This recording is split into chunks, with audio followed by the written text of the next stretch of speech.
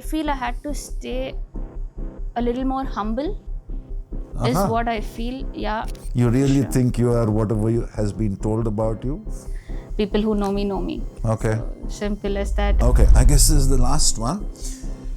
Tell us about your time with Sidwin/MRF in 3 words.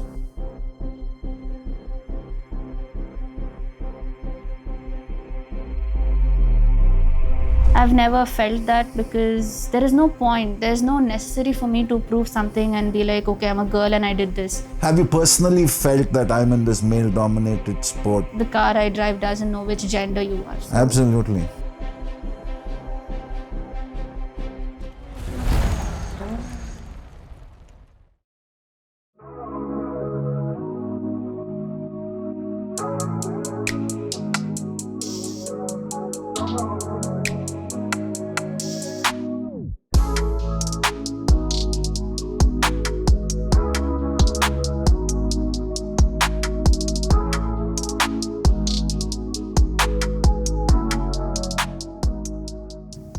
Hello everyone, welcome to Season 2 of Talk Room by Tonic. Season 1 was a banger and we are back. This time we want to be more explosive, get newer guests, get more information, get more candid stories and continue what we did in Season 1. So to start off Season 2, we have with us a hotshot woman in motorsport whom all of you are familiar with, and that is Pragathi Gowda. So we'll start the conversation with her. We'll start Season 2 with her. And here I am welcoming Pragathi onto the show. Welcome, Pragathi. Thank you so much for having me here, sir. Always welcome. It was wonderful that you could make it and nice that you agreed to be here on this show. It's a pleasure to be here. And yeah, when you asked me first, I was really hesitant about I know. it. I said, no, I think we should take some time and maybe come back after I've achieved enough. But then I realized, no, this is exactly the reason why we should have this conversation. And I also know that, why the finish line is so important, all the struggle, the setbacks and what we all go through, all those are really important, and that's what is creating a story. Absolutely. So shall we get into it? I believe that this is your first time that you're doing a podcast, yes, right? it's the first time. Yeah. So that's nice. That's wonderful to have you. We've had many first timers in Season 1, so we continue the train. That's nice. Yes. So Pragati, tell us a little bit about your childhood, the background. You're a Bangalore girl, right? Yes. Right. So let's start off there. Yeah. I come from a simple background and a middle class family. My dad worked as a driver in income tax department. Wow. Most of them don't know about it because I've never told it anywhere. And yes, so for me to get into motorsports was really difficult. As a Bangalore girl, I've always been this quite adventurous girl who kind of explores and things like that. What did you do specifically? Basically, it's just with cars and bikes when I was in college, street race and things like that. Wow. So I was more into that, and luckily I think all the hard work and dedication my parents had, they worked really hard for our upbringing, and I think we're really proud where we are today. Absolutely. So what were your first impressions about the sport? Yes, you were in the street racing bit, or you did all that, but what were your first impressions about motorsport? I mean, where did you start? I didn't know there was something called motorsports that existed in India, to be frank. Also because there was no exposure and there was nothing that I knew. And even in college and all, we used to just concentrate on sports like badminton, football, cricket. Any of those that you played? Yes, I was a state level Kho player. And in college I used to play badminton. Okay. And yeah. And then how motorsport? Motorsports, yes. As I said, in my college, I was doing the street race and everything. right from my childhood, I was more fascinated towards bikes and cars. And I watched my dad and brother ride and drive and everything. But without their knowledge, they were kind of inspiring me. And I was also learning. I just didn't realize that, it was this easy. And whenever I saw my dad's bike, he had a Star City. And TVS Star City. The TVS Star City, yes. okay. And my brother had Royal Enfield Classic 350. Wow. So whenever I saw those bikes, I'm like, I don't want to be the one sitting behind, and I want to be riding. That was the mindset I had. And in the age of 16, I started riding bike. And with or without the knowledge of the brother and the father? Yes. Okay. With or without? Without. Okay. Okay. So without the knowledge of my parents, I was cleaning the bike every day. That was my responsibility. I was supposed to clean the bike and keep it ready for them. And one fine day, I'm like, okay, let me start the bike. I did that for like days together. And then I put it to first gear and then neutral it for a few months. And which of the bikes? Was it the Star Bullet? City. The Star. Easier to pick. Yeah, easier. Yeah. Okay. And then one of my friend pushed me. They're like, for how many more days and months are you going to do this? Come on, just go for it. And then I was a bit scared, but I had the confidence that I can do it somehow because I've been watching them do it every now and then. So I said, okay, let me try. And then I just took off. I don't know, luckily it was just natural. Yeah. And even the driving was just natural to me. Then, my parents were surprised. They're like, okay, are you really going to college or you're doing something else? Then I said, I really don't know. It was very natural. I just keep teasing them. I think I've brought this from the previous life. Previous birth, previous life. Okay, yeah, interesting. So I just keep teasing, and then, that's how my fascination towards bikes and cars went on. And in degree, my friends gave me a designated driver post. So they would love to come sit with me in the car, go for a drive. Our usual spot was Mysore. Okay. It was the older road. Older road, back yeah. then, And we used to have a lot of fun. When that was happening, my friend called Trisha Alonkar, she always knew the confidence I had driving these motorcycles or driving these machines, like the car or whatever, whichever car. I was very quick. I used to never hesitate, not even a bit, not even the initial stage. I was so confident. Then she's like, why don't we do something with this? I said, what, do you want me to become a taxi driver or what? And then somehow we came across this advertisement on Instagram. This was. Okay. So this was a Miko Autocross series by Chetan Shivram. Yes. And she just read this tagline saying, are you a fast driver? Do you want to become a racer? I'm like, what racer? I think these guys are joking. Come on, I'm sure it's not a national event or something. It's just some local stuff that's happening and all. Then she said, no, why don't we just go give it a try? Come on, let's go. And then I said, no, I don't want to do that. Let's just focus on studies and everything. And my parents are going to back me. The typical. Then she and my other friend said, no, let's do it. Let's go. Then I took part in the event.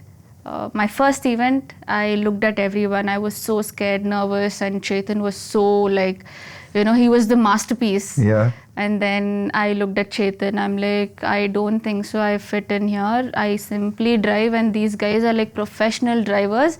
Come, let's go back. I literally sat in the car and we wanted to go back. So it was a threatening atmosphere. Yeah, okay. It was a threatening atmosphere. And then I said, I called Chetan. I'm like, Chetan, I'm very scared and I'm nervous. Please let everyone finish. I'll be the last one to drive. Then Chetan said, okay, don't worry, it's okay, you relax. Then everybody drove. I looked at everyone. Race car was something new for me. I didn't even know about it. And there's roll cage and everything in the car. I'm like, dude, this is massive. Then I was the last one to drive, and I came first in ladies class. Yeah, I remember that. Yeah, then I was surprised. I didn't know to be very frank, I didn't know, and everybody's clapping the minute I get out of the car. I thought they're appreciating because, you know, I came with zero background and no experience, and maybe I drove well. Then they're like, you beat the ladies class. I'm like, wow, this is not bad. And then, yeah, from then on, my professional career started off. From there it started. So this transition from bikes to cars, can you just explain a little bit? So bikes, my brother used to go on, he used to travel on bikes. Okay. So he used to go on long rides and everything. At the age of 16, I started riding bike, and I used to just roam around in the colony where we lived. And the minute I got my license, my brother took me on a longest ride. My first ride ever, we went to Dandeli. Wow. And that's quite far. Yes, almost 1,200 kilometers. Up and down. Up and down. Right? And along with that, we went to Agumbe, we did some off-road and everything. And my brother was literally surprised. Like, even I was surprised. I'm like, I didn't know how I could do this. And he got me a Himalayan. Wow. His friend kind of had the bike, and then he said, my sister wants it because we're going on a ride, please, can you lend it to her? And then I got two of you on two bikes then? Two bikes, two different okay. bikes, yeah. He was on the Classic 350 and I was on the Himalayan. And that was like amazing, especially when I hit the highway and I realized a lot of things. I'm like, I was in a different world, and then exploring this was something else, and that's when I decided no matter what happens, it's gonna be a part of my life forever, bikes. And okay, that's what I said. And did you okay, continue, sorry. Yeah, and transition to cars, like simultaneously I was more interested in cars also, because my dad used to drop me every day, school, college and everything, and then I wanted to drive, but then we didn't have a car. So in college, one of my friend had a car and we started traveling and all. I said, can I drive your car and all? From then on it started. Oh, wonderful. Okay. How come did you do any two-wheeler events then? No. How come? No events. We were just traveling. Okay. I enjoyed that freedom. Okay. I enjoyed that openness. I enjoyed that, decision making when you're riding a bike, that attentiveness, and it kind of sparked me and I enjoyed that. I didn't want to take part in a two-wheel. You didn't want to take part? Yeah. Okay. And then that tragedy happened in the family, right? Yes, and then I was racing. I was street racing with my college mates and all. And then later, August 26, 2025 is when I lost my brother. 2025 or August 26th? 26th August 2020, sorry. Okay. Yes, August 26th, I lost my brother, and that was really unexpected. Yeah. And I think all of us just shattered, and I didn't know what was my next. What's your next thing? Move. I was just blank, because until then my brother was like, he was my world. Everything that I wanted to explore or see, that was through him. Yeah. I had no any other option or no any other way to see things or see life. It was through him.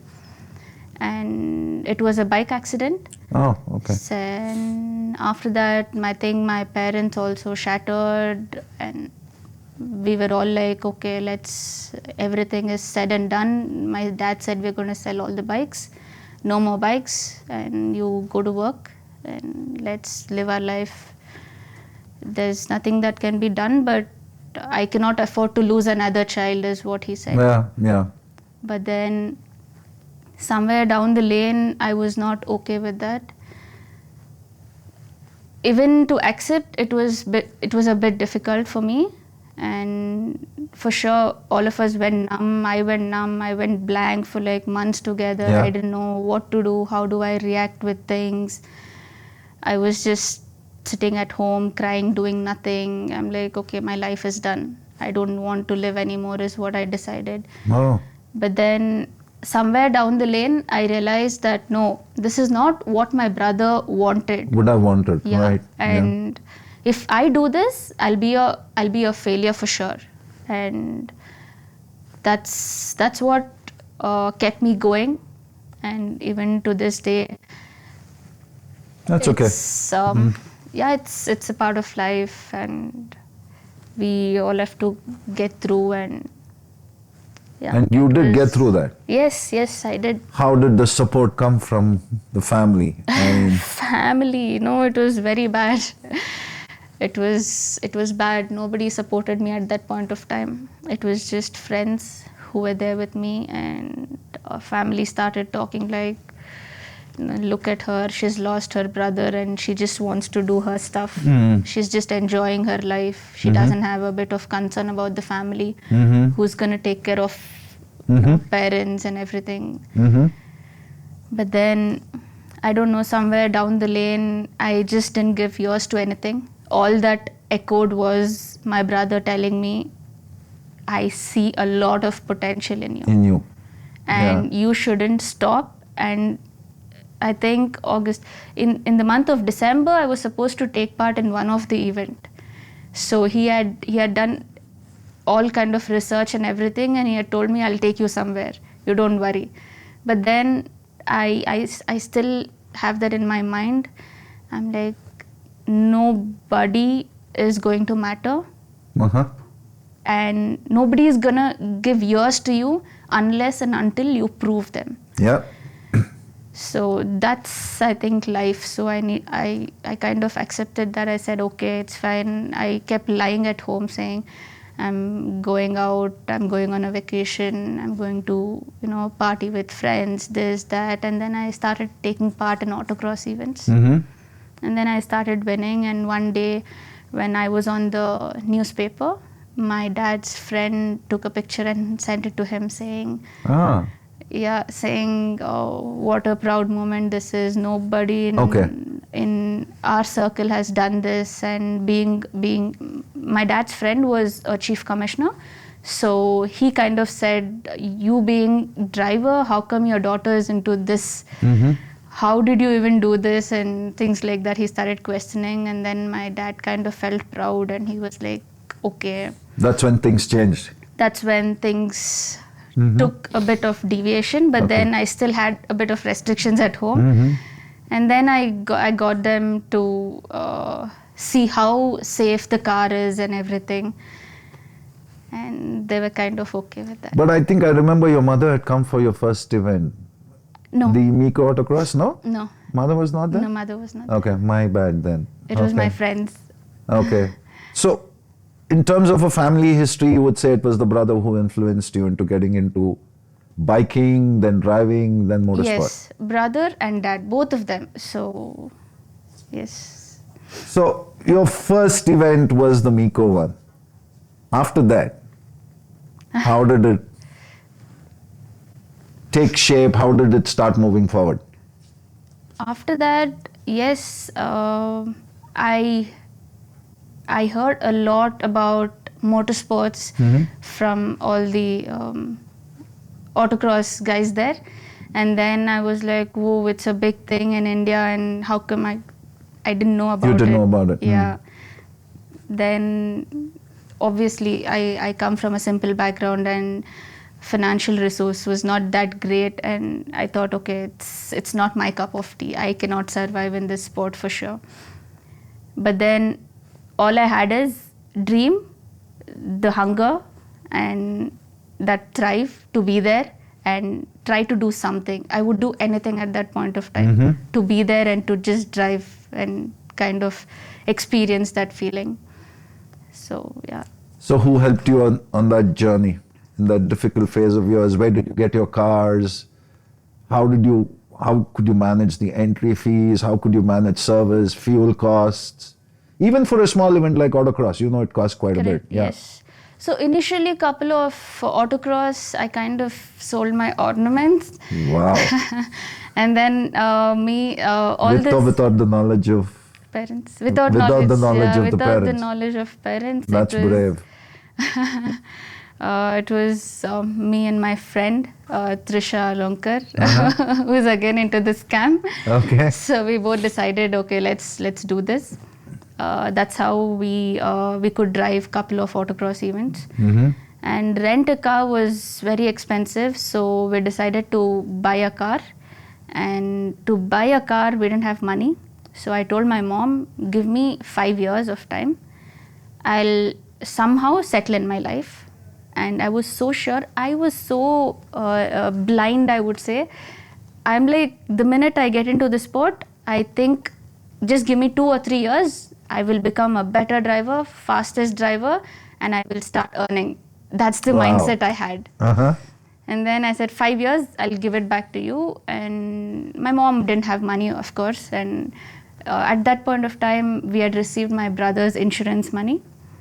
Oh. So in that money, I bought a car. I bought a Polo 1.6 INRC 3 spec. And Chetan Shivram helped me with arranging a car and everything. So we bought a car, and then he said, you can also use it in rally. I didn't know what rally was. I'm like, what is rally? I know autocross. Then Chetan said it's a bigger format of autocross. So autocross is just 1.2 or 3 kilometers, and rally is about 70, 80 kilometers. Throughout the day you'll be driving. I'm like, wow, that's interesting. Then we had to buy overalls and everything. Somehow in the same budget I could buy my overalls and all of that. And from then on, I started, my first event was Mysore Gravel Fest after the Miko series. Miko series was a tarmac. The gravel one was Mysore Attack. There, oh my God, I didn't know how to drive. Dirt was completely different. And then I said, okay, this is something else. That was your first time on dirt? That was my first time on dirt. So it was pretty okay for me. I didn't do well, for sure. And then I realized what is that I lack and what is that I have. And I need to match these two and bring it together. Then I think I will be a better driver. So Chetan kind of helped me with everything. He was kind of guiding me, telling me what I should do, what I shouldn't do, how gravel works, how tarmac works. And then I met Dhruva Chandrasekhar, who again helped me. He saw that talent in me, and then he said, okay, we have to work a lot with you, but I'm sure you'll get there, is what he said. And every autocross, we go on a track walk, like we walk the track. So they took me along with them. They were teaching me lines and everything. I said, what is all this? I don't know. You ask me to go, break your turn and all, I'll do, but why should I follow all this? And then I didn't know that basics also. And then on, I just kept learning. But at the same time, I kept winning also. Every time I sit in the car, it was more like I'm learning. It was not like, okay, I was winning at the same time. For me, winning was never a satisfactory goal at all. I wanted to learn more and more and more. This is what I wanted to do. So yeah, that's how it started. I still remember a boss of mine always used to tell me that for you to be successful, you need to have a PhD. That is, P stands for poor in knowledge, not financially, okay? Poor in knowledge, you need to be hungry and you need to be driven. So you need a PhD for success. So I somewhere see that all three were there as a part of you. When you said learning, I kind of remembered what he told me. Right? Yes. You were poor in the learning, so you wanted to learn more. Wonderful. So you mentioned names like Dhruva, Chetan, who probably were initially influential and, who helped you a lot and all those things. How did that proceed? Who were your mentors? How did things grow as you started learning more and more?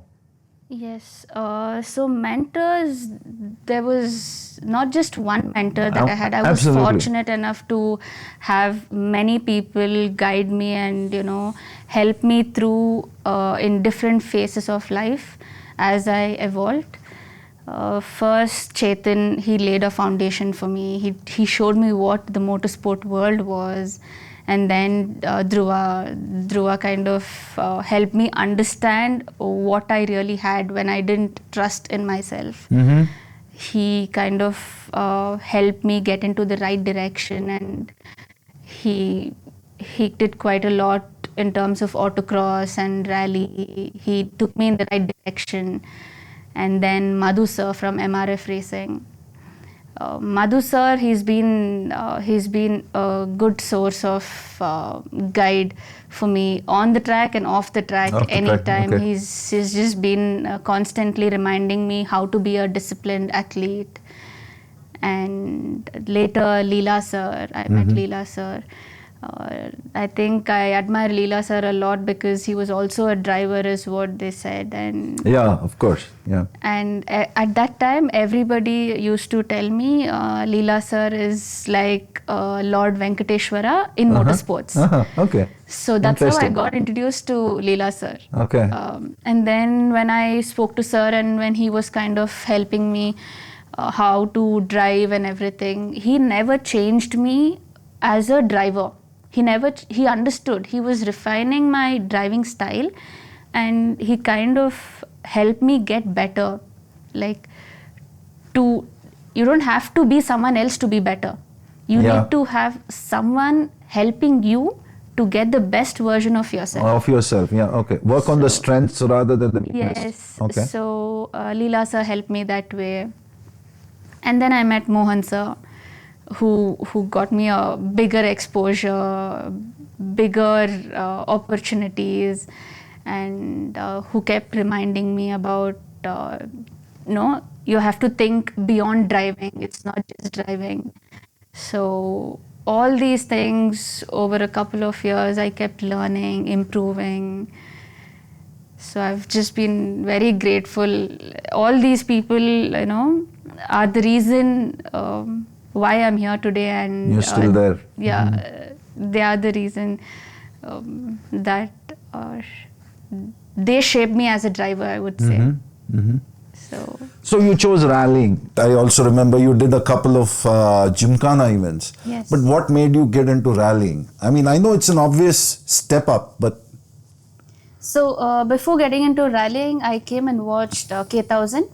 Oh, you did? Okay. Yes, Codes.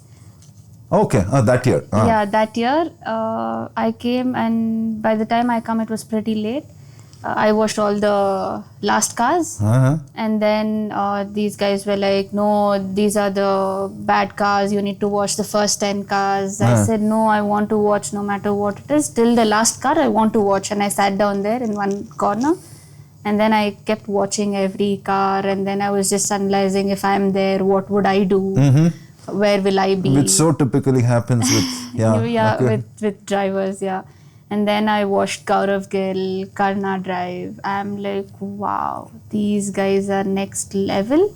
And then I decided I cannot be there, but I want to at least get closer to them. This is what I decided. And then I kept observing every driver, the way they drive, and I kept learning something or the other. I used to switch corners.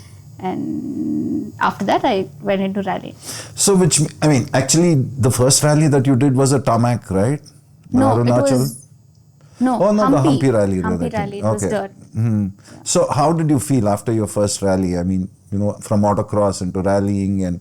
It was intense. Rallying was tough. It was really difficult for me at that point of time. I was like, God, I think I can't do this, but I want to do it. I don't know how. And I said, okay, let's give it some time. It's okay. But then I won 3 podiums. I think INRC 3, JINRC and ladies class I won. It was nice. It was nice. And then moved on to Arunachal, right? Yeah, and then I went. That was your first INRC? That was my first INRC event. Yeah. And from there, the Rally Star. Let's go there. I mean, tell us. I mean, that must have been a really wonderful experience for you, getting into the Rally Star, the entire program, if I may so call it, right? So how did that happen? So when I was rallying, I I enjoyed the fact that every stage is different and it's not the same. It's not just circular and you go round and round. No, every stage was different, and the best part was it's not a challenge against another driver. It's the challenge against the weather and the conditions, and it's a challenge for yourself. Yeah. There are so many crests, jumps, and unknown surface. You got to adapt every time. You got to live in that moment, and that is what got me exciting, and I enjoyed that thoroughly. And when I was rallying, then I heard this event called FIA Rally Star. Then they told me that it is an international event and you got to be a little serious. There was the selection programs that happened. When the selection process was Gymkhana. Yeah. I went to Bangalore. I took part in that. I made a small mistake and I didn't get selected. Yes. I cursed myself badly. I didn't eat food for the next 2-3 days. I said, no, I want to take part. I don't know how. And then the next selection was in Chennai. Then I went to Chennai, I took part, and then I got selected. So yeah, that was, I remember, a All India selection process that we did. Yes. And then there were 50 participants at the FIA Rally Star program, the final program, from 9 countries. Yeah, all the APAC region. APAC region, and 2 get selected. 1 from ladies and 1 from men category. And I said, okay, it's going to be tough. And people from China, Hong Kong, Australia, I'm like, damn. Looking at all of them, I got lost. I'm like, I'm sure I cannot do this. At least let me experience the kart. It was a cross kart. Yeah. Then I had to drive in the same track where I used to rally. So that was an advantage, but again, the track was different. Yeah. So I took part, and they kept shortlisting. Yes. And luckily, I was the last one to get shortlisted until the qualifying round. And in the qualifying round, I don't know what happened to me. I kept feeling bad throughout because I'm the last one to get, shortlisted into the finals. So I'm sure that in the qualifying or something, I will go, because these guys are they're making 3-4 seconds better than my timing. I'm like, how will I catch them? I don't know. Then I kept thinking, what do? I just went out, I sat, and Trisha was with me again. And she kept telling me, just don't worry about anything. Think of how you started, why you started. Think of that passion, Pragathi. Forget everything, forget timing. Don't even worry about the timing, she said. Yeah. And then I got a mindset, and then I'm like, okay, done. I'll just go enjoy, forget everything. And I even told that guy, the marshal there, I'm like, I don't know if I can make. He told me, he's like, you're the only Indian we are hoping, who'll go to finals. Please don't leave us. We have lost hopes on everyone. All the Indians, didn't get through. Yeah. He told me this because he could see the timing there. Correct. And then I'm like, shit, why is he telling me this? But then I told him, even I won't get selected. I'll go enjoy and come. I told him this. The minute I finish, I came first. Yeah. And then I got selected for the women finals, which was supposed to happen in Peru. Yeah. But in 2023, this was. Unfortunately, there was something, and then they moved to Italy. And I went to Italy. There were 4 girls. We were driving the same kart. And I don't know, I just couldn't do well. Do well in the sense, throughout the track, there was just one corner that I kept goofing up. Okay. Making one small mistake, I'm not understanding what the mistake is. And I don't have anybody to guide there, tell me what is that I'm doing, nothing. I'm like, okay, how do I figure out? The minute I jump out of the car, I'm running to that point, I'm seeing what everybody else is doing. And then I'm like, this is exactly what I'm doing, but why am I not getting right? Maybe it was just not my day. That one corner I kept making mistakes, and still I came second in terms of timing. And then there was this interview section, They interviewed me, everything, and technically I was a bit weak. What did they ask you? That would be interesting to know. They asked me, which car are you going to drive after the selection process? It was a Ford Fiesta Rally 3, and they asked me about the specs and everything. Some suspension setup, what would you keep, and suppose you are stuck or something happens, how would you work on the engine part, identify the problem. Yeah, how, if the mechanic is asking you to open the hood and see what is wrong, what do you look at first? And then I went blank. To be honest, I was not prepared for that. I thought it was just driving and rest everything they're going to teach me. I was like, okay, driving I have it. Yeah. Why to worry? Worry? But then that was one bad thing that happened to me. We came out and then I realized the other two were also bad. Okay. But there was this girl called Anya from Peru. Okay. She was very good and she got the first place. So basically she got the opportunity to drive the Ford Fiesta Rally 3 and I became the reserve driver. Yeah. So it was a combination of both the technical as well as the driving skill, right? That was what was looked into. Yes. So tell me, how come you didn't have anybody to guide you, to take you during the selection process or just before that? I mean... Yes. So in the selection process, initially it happened in Chennai. Yeah. They kept telling us that there will be an interview. You need to know basics about car. Yeah. So I went through that data on a very basic level, like what tires they use, what brakes they use, what suspension, that's it. But I didn't know like what suspension setup, and in detail I had not gone through. But yeah, every time like I got selected from India and everybody tells me, come on, you can do it, you can do it. But who is that guiding me in the right way? Who's coming forward and telling me that, no, you need to prepare it this way, you need to do this, go learn this? No. No one came with you also from India to Italy? With me, Mohan sir was there. Okay. Before that, what we thought was driving is what they look at. So we did some training in Spain for 15 days. With the cross cut? With the cross cut. Similar one. So we were like thorough with the driving part. But technically, I didn't think they would ask so many questions and we were not prepared for that. We never imagined that they would ask such detailed question. So that went wrong, but learning again. So I said, it's okay, maybe I still need to prepare a lot. Just imagine the transition. I knew nothing. In just 2 years, I got into rallying. I got to know what a roll cage car is, what cars can do in India. And then I get to drive the small cross kart. I don't even know the mechanism of it, don't know the basics of racing. And then I get selected. To come this far itself is a blessing, I felt.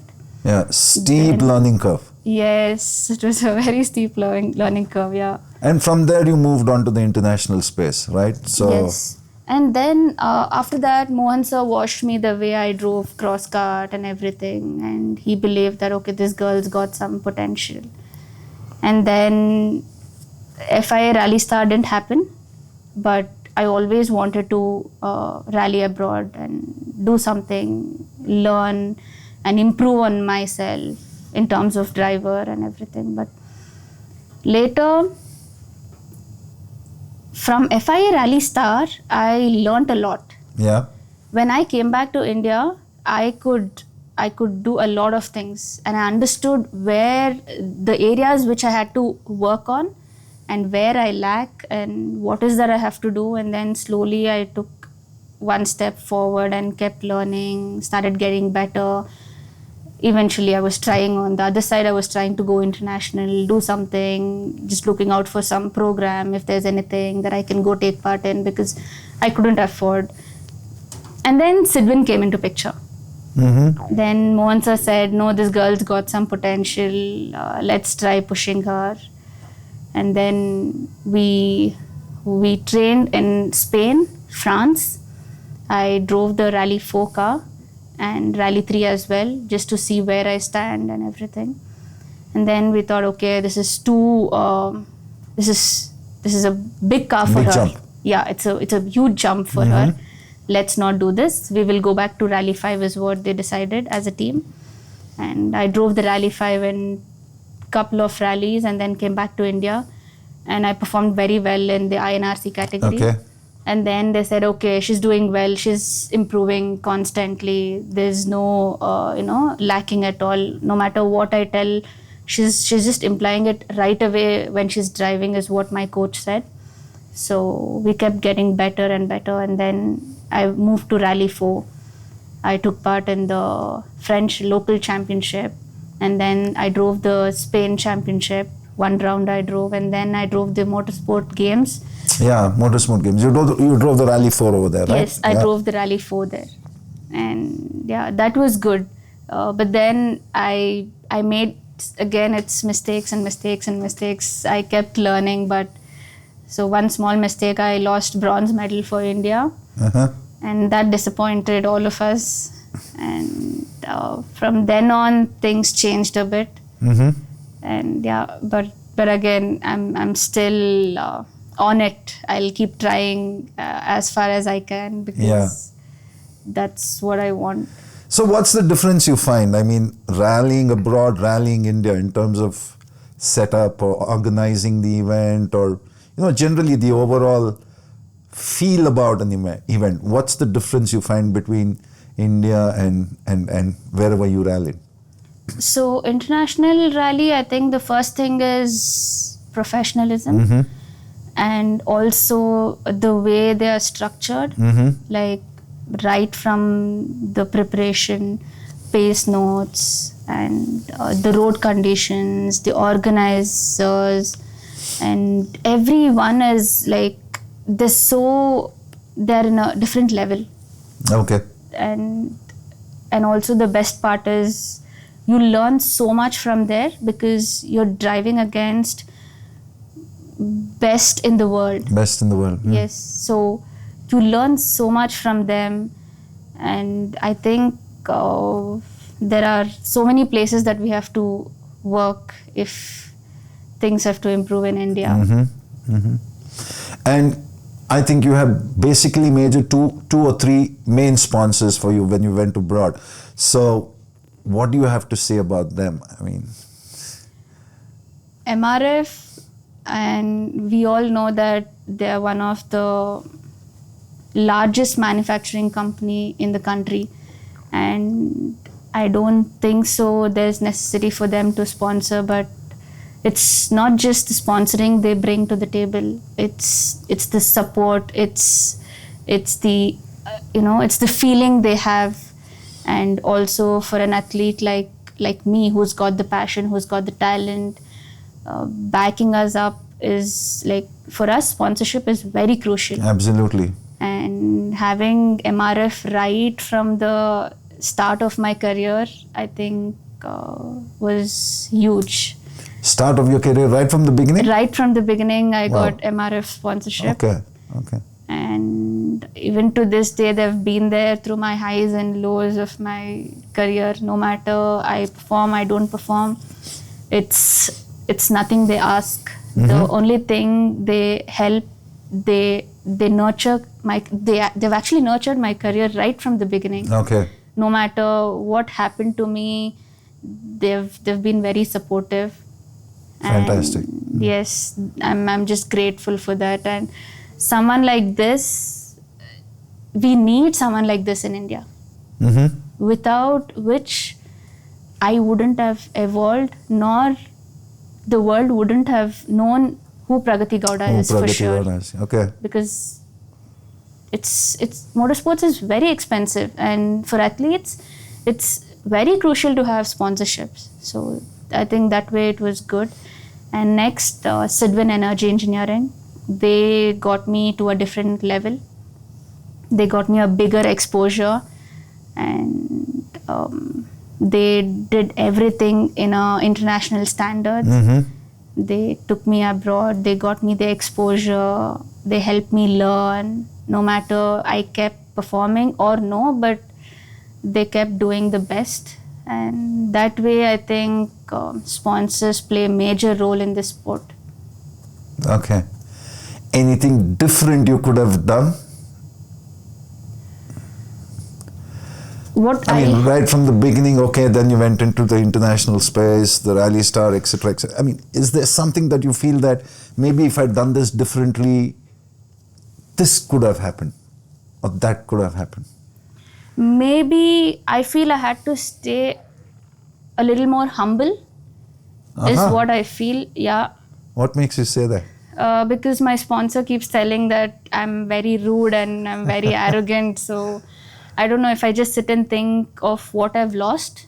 I know lost is a loss, but I definitely need to move forward and look for opportunities.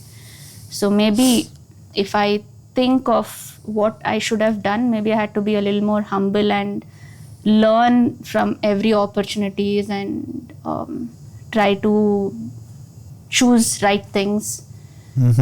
Maybe these things would have changed my career. You really think you are whatever has been told about you? No. Do you really feel it? Definitely no. Definitely no. No, it's person to person. It's their perspective. So Absolutely. I need to also acknowledge that, and I've done it, and I leave it there. I don't go to tell much because people who know me know me. Okay. So simple as that, and that's the reason. I'm here today. So, and also I don't want to, forget that nobody can be you. This is what my brother told me. And you are your superpower. Yeah. So never forget that. Maybe X, Y, Z, that's better, this is better. Yes, everything is okay, said and done, but you are who you are. Absolutely. So never forget that is what he kept telling me. So even to this day, I'll remember that. All of us have our own unique fingerprints, right? Yes, that's true. So let's come back, okay. 2025 was not a very good year for you. Am I right in saying that? No, 2025 was a challenging year for sure. Was not the best of years for you? Yes, can I say that? Yes. You can say that. I don't know why it was a challenging year for me, 2025. No matter what I did, how I did, it was the same routine. Like I kept doing the same thing. There's no change. The belief is always there. That struggle is there. That hunger is, of course, there any day. But then something didn't work. I don't know why. So I was like, okay, it's a learning, and if I don't have a setback or if I don't have a failure here, then there is no story at all. Absolutely. So failures can teach you a lot. It can teach you more than success. So that's what I believe in. So it's okay, I'll take it as a learning. Which year do you think was your best year in the sport? 2023. That was when the Rally Star, the That European... was when the Rally Star happened. That was when I won the JINRC trophy. And yeah, that was the year that I received a lot of opportunities and exposure and a lot of learning as well. So yeah, that was the year. There was one personal, real bright spot in 2025. You got married, right? So yes. How is that treating you? I mean, I'm sure there are a lot of disappointed fans out there that you got married, right? Yes. but yeah, professionally, I think it didn't go well for me, 2025. So I think I should definitely take the credit. So personally, it was the best year I could wish for. Yeah. And yeah. So how has that changed? I mean, there's always this fine line in balancing personal and professional life. I mean, how is your hubby supporting you in whatever you want to do, whatever you want to achieve? And how are you balancing both? I mean, this is really important for others to know too, right? Yes. So Naman, he's known me for 9 years now. Wow. Okay. So I was talking to you about the other friend in the initial stage. So it was Naman. So it was Naman and Trisha who kept pushing me throughout. Oh, they were the partners in crime. Yes. Okay. So they were the partners in crime, and also Naman understands the kind of struggle and the kind of hard work and the kind of sacrifices it takes to be in the sport. and he always encourages me. There is no doubt about it. And even to this day, I think marriage, it has never made a difference for me. I've known him and he knows me well, and he understands that my rallying is not just my profession, and it is who I am, is what he believes me. And then he keeps telling me this, just go for it, no matter how long you want to do it, just do it. We're all there to support you, is the kind of confidence he gives me. So he understands my boundary and my work, and we have time for each other. So it's okay, yeah. Do you think somewhere down the line that did affect your professional life a little bit? Getting married? Yes. Looking at the things I've lost, I think yes. I think everybody, they just point at the one thing, saying, okay, you're married, your interest changes now. So no, rallying is no more your priority. Is what they say. But as a girl, I would say it's a wrong thing, wrong notion that people are having. It's really not right when they say that. As a woman, like when we respect man's decision, like when he has to work, when he has something to do, I think the same respect and freedom we also should be given to you. Yeah, should be given to me. And this notion in reality is not the same. So true. Still people are, getting getting those facts, and they're like, okay, this is it, okay, her career is done. Yes, I know one day that, Pragathi Gowda, somebody is gonna beat Pragathi Gowda. I cannot be like everlasting, no? Correct. I will go down, somebody else will come up, that's for sure, and I'm ready to accept it. But even before that has happened, people are like, okay, her career is done because she got married. That's something not acceptable, but yeah, I leave it to them. Does that hurt you somewhere?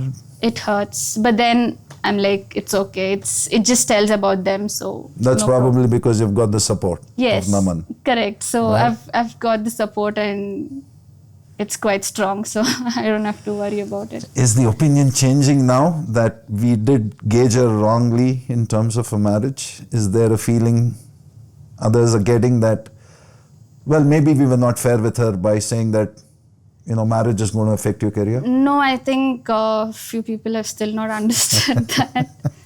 But just can't help it, Can't help it.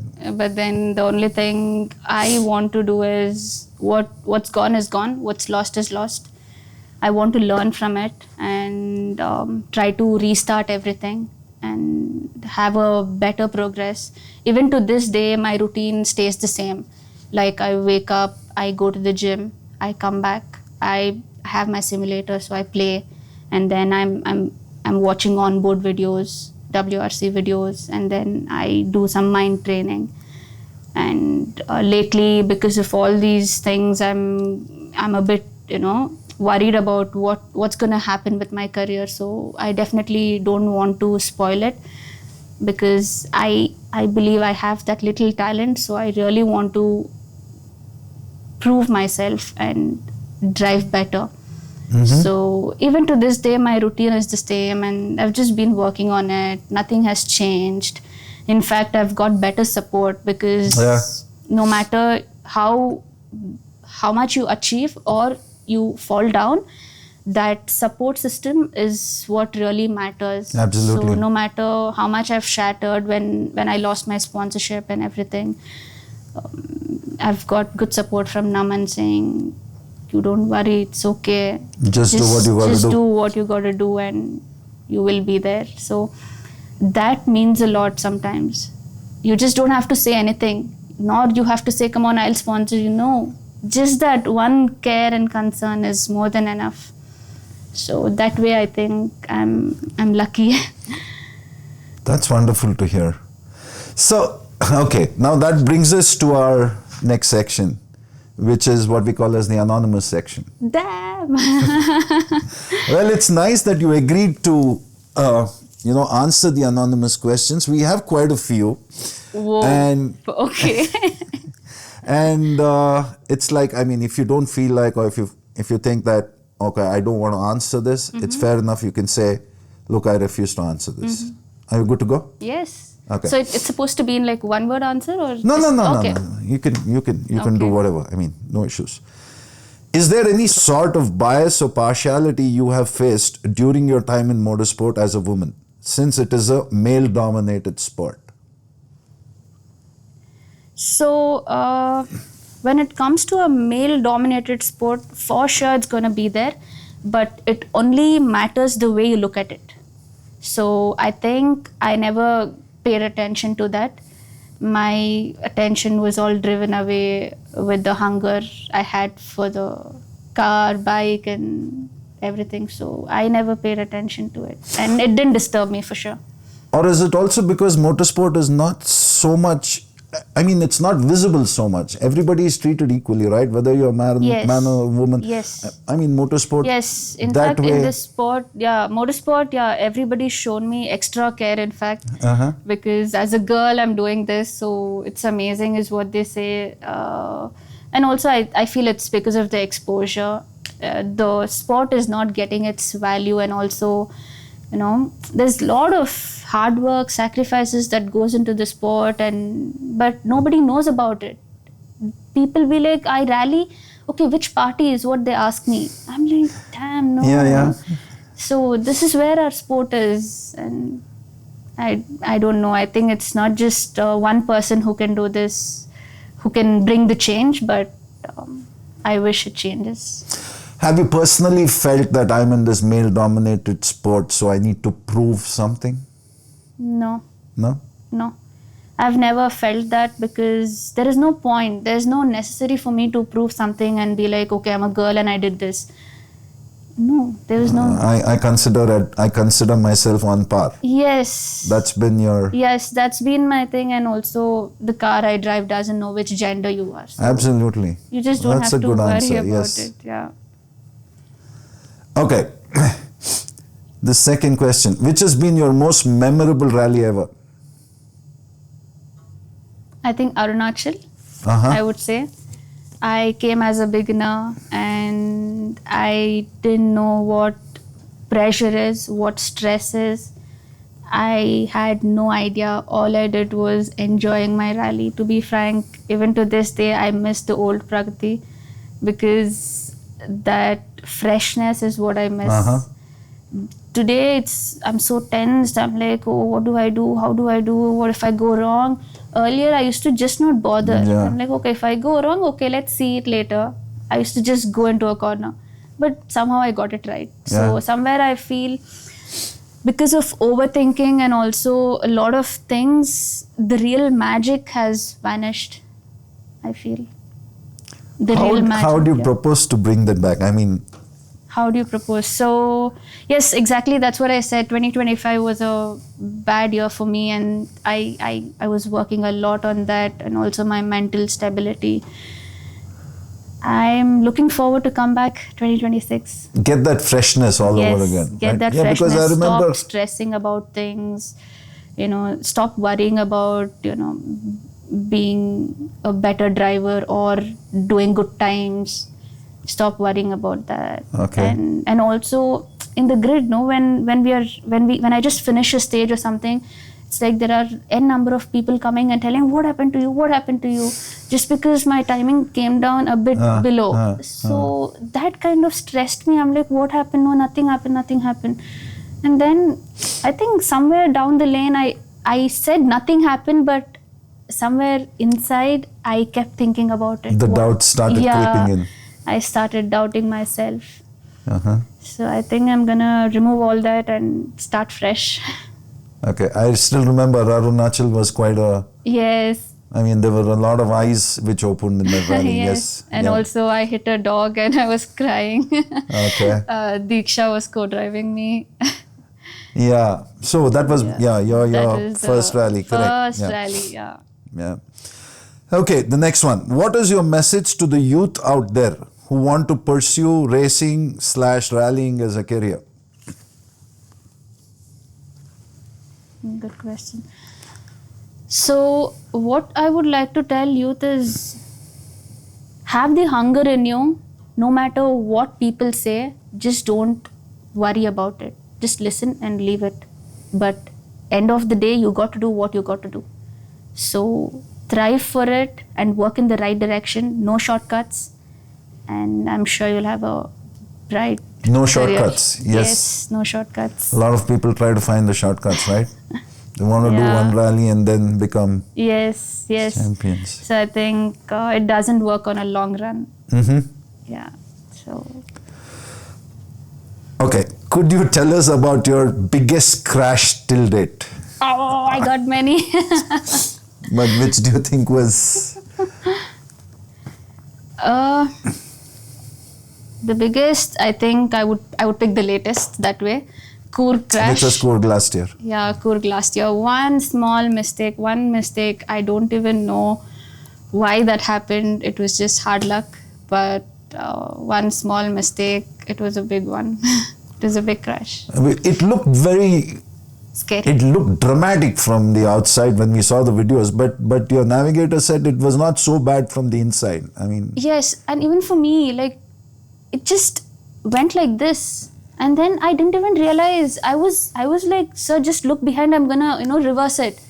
But then I realized that there's no tire. There's And one then side the whole of it. back The and- whole, it's completely gone. I'm like, how? Why didn't we feel it? It was just a small crest.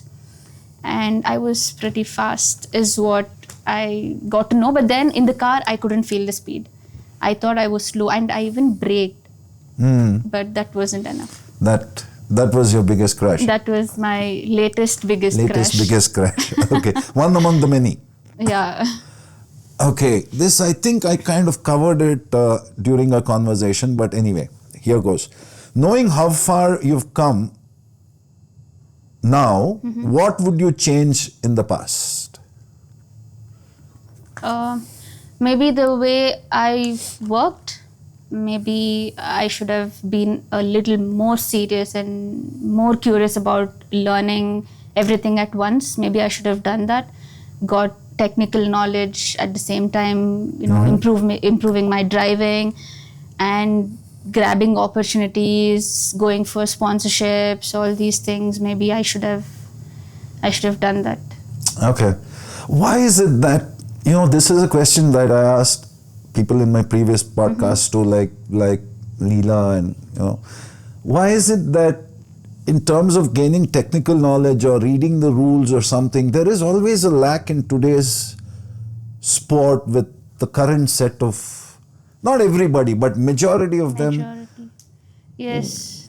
Why is there a lack of wanting information, wanting to learn? I'm not saying, personally, I'm not meaning it to you, but generally, the whole thing, right? Yes. I think the reason being, like, nobody is interested to go in depth and kind of do the hard work there. They just want a plain surface and be like, okay, it's all done. Maybe just suspension setup. Okay, this is your suspension setup. This is very basic. Okay, done. Okay, I ask my engineer, is it okay? He says, yes, it's good. Then I just go drive. And then if something is not okay, I come back and tell him, what am I feeling in the car? Rather than sitting and learning how suspension works, what is that I have to do? How many clicks should I go? And all these things. And also, I don't know, they feel, like the elders feel, if I start knowing in depth, then the natural driving kind of vanishes. Oh, okay. So I kind of I kept avoiding that. Even when I went for my training program, they said, you first learn to drive. That was the thing they told me. Like, learn to drive and then we'll go into the detailing. Yeah. So is that happening across the board with most of the crowd today? Yes, I think today, yes. But it's not the same with international drivers. Even the beginner will know everything about it, and he goes to the workshop, he'll sit, he'll work as a mechanic, he'll get to know each and everything. He fixes his brakes, he fixes his suspension. So all that is done. So even when I went to abroad, just before my motorsport games, I went to the workshop. I was working for 3 continuous days. I was changing my suspension spring from gravel to tarmac, and then I was fixing brakes. So I also started learning quite a bit at that time. Wonderful. Okay, I guess this is the last one. Tell us about your time with Sidwin/MRF in 3 words. They could be adjectives.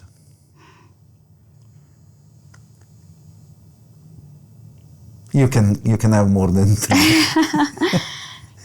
MRF and Sidwin. Yeah, I mean they've been your main sponsors. Main sponsors. I think world, I would say. World. Yeah, okay. They're like the world for me in my career. And intense. Intense, okay. And also unforgiving, for sure. Both of them, or? No. I wouldn't like to answer that, but yeah. Sure. Okay. Unforgiving, yeah. Okay. Okay. Good. That was nice. You took the questions. Thanks, Pragathi. Now we come to the conclusion of the of our conversation so far.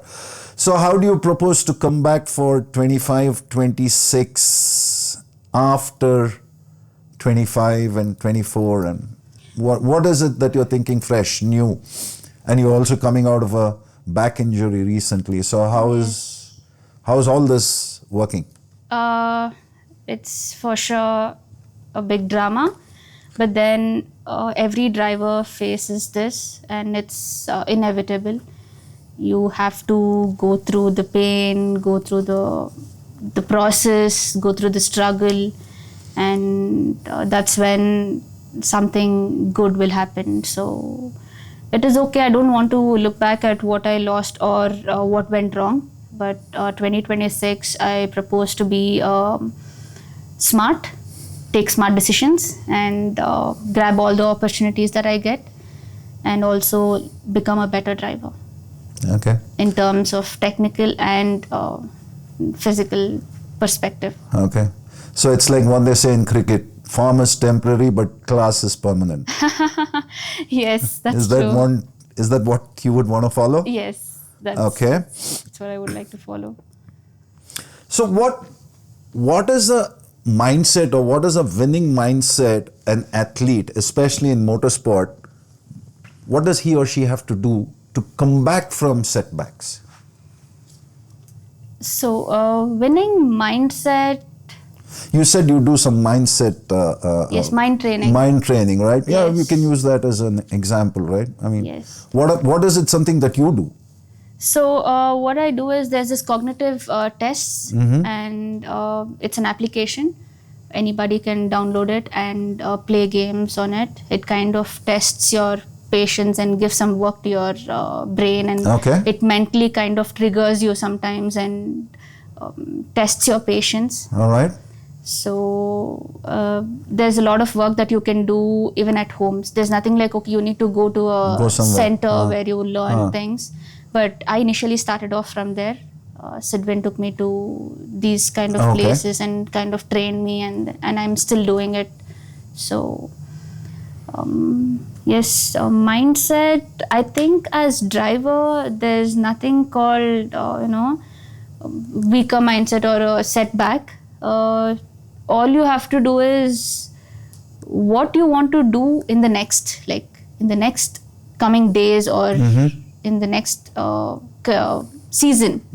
What is that you want to do, and there is a process to it.